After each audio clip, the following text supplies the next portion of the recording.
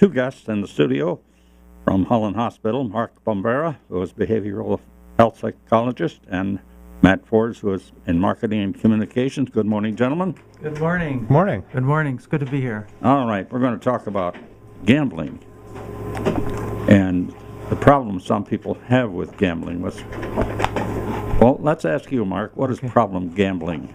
Well, problem gambling is any betting or wagering for self or others, whether for money or not, no matter how slight or insignificant, where the outcome is uncertain or depends upon chance or skill. That constitutes a definition of gambling. Yeah. Another shorter definition would be to risk money or something of value on the outcome of a game, contest, or an event. Mm-hmm. So the thing here is risk. And you're risking something that you have for something that's a chance that you might win more.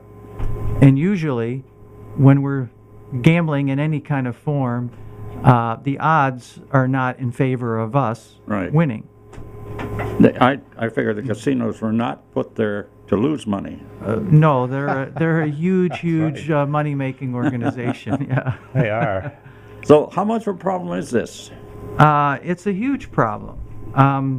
We wanted to talk a little bit about senior gambling here today, but the statistics in the state of Michigan say that anywhere from 2 to 4% of the population of Michigan citizens are problem gamblers. Mm-hmm. So meaning that they have crossed the line from normal to having problems with gambling. Okay, excuse me, I got a call coming in here. Good morning, you're online with our guests.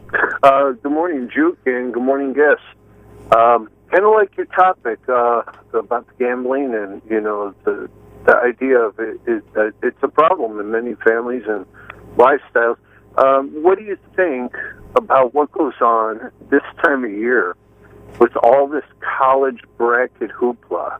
Mm-hmm. It takes over the workplace, it takes over media, and just about everywhere you look, companies are getting into it, wanting people to go online and fill out their brackets, make these picks.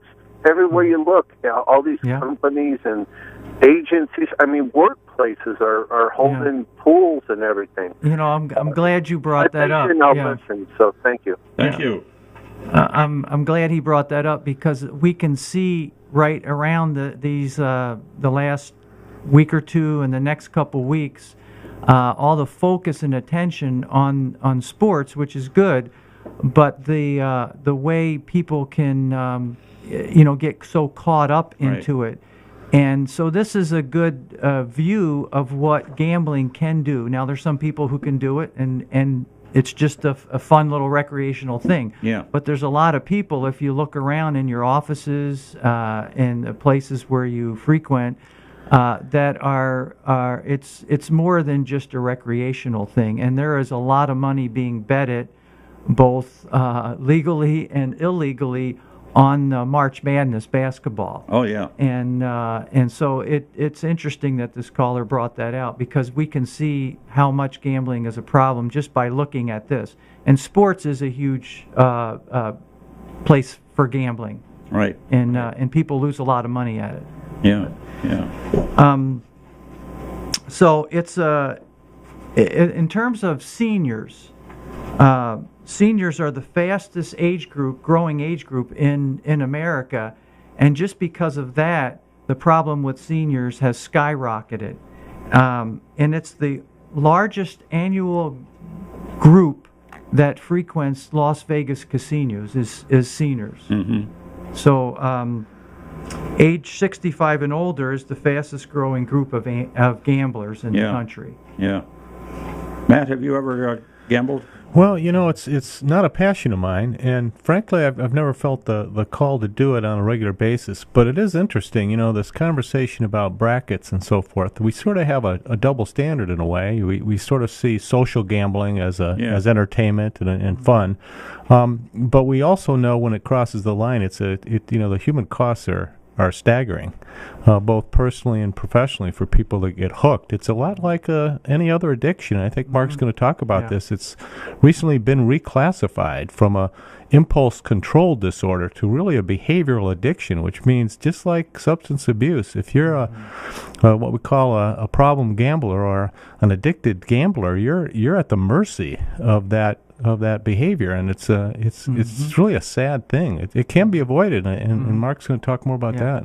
Yeah, well, the nice thing about it is, you can look at the numbers coming up, and you think, well, if I just put in another $1, maybe it'll do it. Yeah, exactly. And I think it starts with experimentation, and people get a win, and then suddenly you think that could happen. It's almost like with pushers, they say the first hit is free because they know that you'll be back, and I think that's kind of what happens.